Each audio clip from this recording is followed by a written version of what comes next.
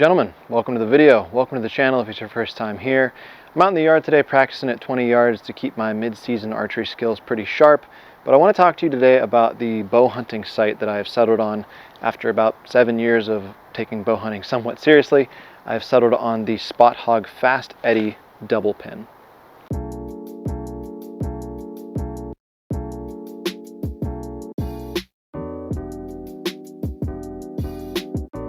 So in this video, I want to take you guys through the main features of the Spot Hogg Fast Eddy double pin sight, talk about the design, how you can use it, and why it's become sort of a staple in my archery equipment, why I recommend it to people around me as well, for a lot of the things that make it really great. And then at the end, we'll get into a couple of cons for your consideration as well. Now, if we're going to start dropping names and models of products, I just want to make it known before I start anything in this video that this was not paid for or sponsored by Spot Hogg in any way. They have no idea who I am and probably never will. So this is totally an unbiased review of the last 3 years of bow hunting with this site that I'm bringing to you guys. Just wanted to bring this to you for the sake of sort of educating you and making you aware of it. If it is something that fits your needs, maybe take a look at the product. I will also leave it linked down in the description below. So what is the Spot Hogg Fast Eddy double pin? I'm glad you asked. That's why you clicked on this video. Essentially, it's a slider type bow sight. So if you're not familiar with slider sights in general, essentially on a normal bow hunting sight, you'll have horizontal pins that remain stationary throughout the entire use of the sight.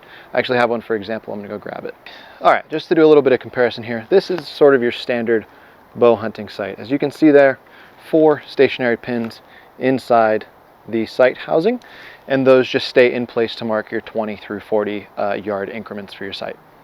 When you move to something like a slider, whether it's the Spot Hogg we're talking about today or any slider on the market, essentially you change the range of the fixed vertical pins in the housing itself by twisting a dial, which is generally going to be the same for every slider sight on the market right now. There's always going to be some dial hanging off the side that you use to adjust your range. This sight has a double pin setup. So it's a single vertical post with 2 fiber optic pins in the center and a ton of fiber optic material around the outside of the housing, as you can see right here. This is your fiber optic in there. That's what makes the pins actually gather light and glow for you. This double pin design lets you set your top pin, say at 20 yards, by using a sight tape that Spot Hogg includes. We'll get into that. And then have that second pin underneath it to mark roughly 35, depending on the speed of your bow. Mine is right at 20 and 35. I'm shooting 72 pounds and about a 550 grain arrow. So just for the record there. By doing something like this, you take away the cons of a standard single pin vertical sight that slides.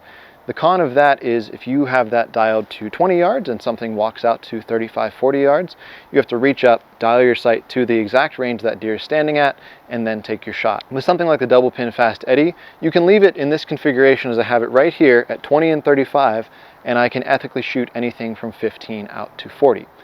Essentially, if something comes in at 20 yards and I come to full draw on a deer, I'm gonna go ahead and send an arrow real quick here. Working in the yard today just to keep the skills up to snuff mid-season. But let's say you have a deer walk out at 20 yards, you decide you want to take a shot on it, and in the process of taking the shot, that deer spots you and decides he doesn't want to be around anymore and walks out to 35. With a single pin sight, and we'll get into fixed pin sights coming here in a second, I would have to then let down, redial my sight, and then shoot again, and that's more likely going to bust my hunt completely. With the Fast Eddy double pin, if something runs out to 35 or 40, I can just adjust my hold and fire my arrow. The way that it sets up is actually really simplistic. So you're going to bolt this sight onto your bow. As you can see right here, I've got a quiver clamp on the outside as well for my tight spot quiver. But this essentially just bolts onto your bow, and then it is adjustable for first, second, and third axis adjustment. Whether you take it to your local shop or do it yourself, it has those features built in. As you can see on the front here, there's this bar on the front that the entire housing is attached to. This moves up and down, as you can see here, so you really do have a ton of adjustability on where this sight housing is going to start its life, so that you can bump this sight housing as high up as possible when you're zeroing at 20 yards, which is then going to keep it as high as possible as you dial this sight and keep you from running into your fletchings for longer. So once your bow is tuned, and that's a big deal, first and foremost, you have to have a tuned bow before I even worry about zeroing my sight in the off season. But then I'm going to zero this sight at 20 yards. The zeroing is super easy. I'm going to take you in tight here just to show you the features. Essentially, you have these two little cam levers on the sight that loosen up these two knobs that are able to then change your left and right and your up and down of the entire sight housing. So what you're going to do once this is set up on your bow is move the entire sight housing so that you can mark your 20-yard position of that top pin, okay? So once you've done that, using the micro adjust and the macro adjust bolts on the outside, you have a 20-yard zero set up. Shoot a ton of arrows to confirm that, and then simply dial this knob on the outside to drop that sight housing lower until your top pin then hits at 60 yards. What is the significance of 60 yards? The sight tapes that Spot Hogg is going to send you are based off of a 20 to 60 yard split. So basically they have an algorithm that's able to calculate the entire curvature and arc of your arrow down range based off of the distance you're dialing the sight between 20 and 60. That's the really simple way of putting it, and that's about all that I can handle as far as thinking about it too. But once you have that 20 to 60, it's going to then coincide with a specific sight tape ruler that comes with the sight as well. It's just going to have a number on it that's going to then coincide with your 20 to 60 distance. Once you have that, you're going to go ahead and cut out the sticker that has the corresponding number, tape it to your sight starting at the 20-yard position, and then you're going to have a sight tape which for me dials all the way out to 100 yards. Now at some point, as you can see here, this sight housing, the bottom of it is going to get so low that the fletchings on my arrow are then going to contact it. So I obviously can't dial down to 100 right now. If I were to set the sight higher at the time of zeroing, I might be able to get 100 yards out of it, but for most common cases of shooting a bow, I don't need a 100-yard capability. So if you have a deer that comes in at say 15 yards and you're using your 20-yard pin, I'm just going to hold slightly low of the point of impact that I'm looking for and be able to make that 15-yard shot no problem. If I have something come in at 30 yards, I'm going to go ahead and gap shoot between my 20 and 35-yard pin. And if I have something come in at 40 yards, I'm going to hold slightly high with that 40-yard pin and send my arrow. This is something you have to sort of verify on a target range as well in the preseason before you just go and assume that you know the drop of your arrow between 35 and 40, because I guarantee that just by guessing, you're going to be wrong. I was wrong in a couple of cases when I thought that I understood the gap shooting on this site, but luckily I did it in a controlled outdoor range instead of on a living, breathing animal, which helped me out a lot. So it's got all the capabilities of a standard multi-pin sight out to 40 yards. But outside of that, you are going to go ahead and have to dial.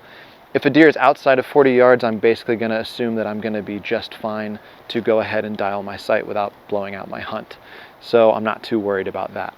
I want to interrupt for a sec and say, if you are watching this video and you're enjoying what you're seeing on the channel, please consider subscribing right down below. It's completely free and helps me out a lot. Lets me know what you guys want to see so that I can bring you better videos and better content in the future. All right, moving on. So, why the Spot Hogg? Well, I'm going to talk about a few of the pros of the design. Number one, the Spot Hogg is kind of known for being pretty darn bomb-proof. The durability on this sight is unlike any that I've used in the past. I've been through about probably a half dozen companies' sights, and Spot Hogg has been the king of durability for me so far, and it's not even close.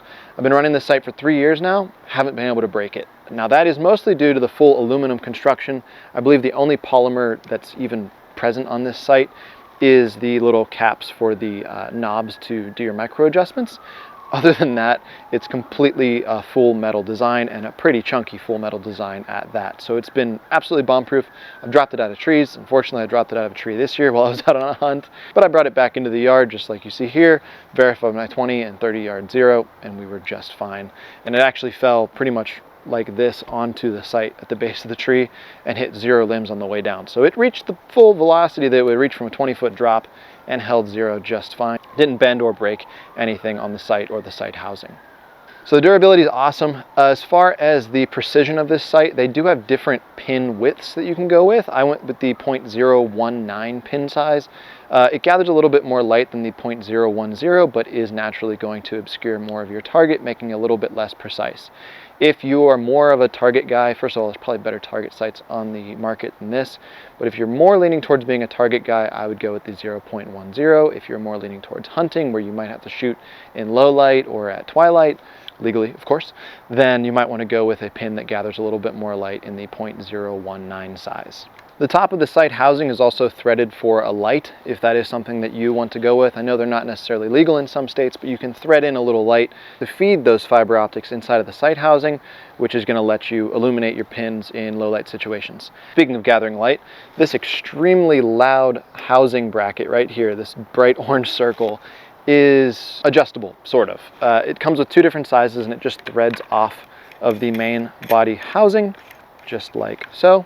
And this ring you can change out for a slightly smaller one. Shot a few deer with this sight over the years as well, and it's performed absolutely wonderfully. My longest shot being 52 yards. Don't necessarily recommend taking 52-yard shots on deer, but I did, and it worked just fine for that. And I've taken as short as 8-yard shots this year in West Virginia, and again, worked great for that too.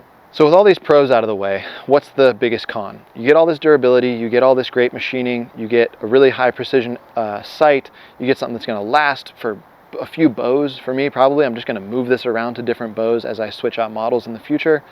What's the big con? Well, it's $300. Now, if you think about it, this sight has lasted me 3 years, and before this sight, I have bought sights in the $75 to $150 range, and they broke within a year or 6 months.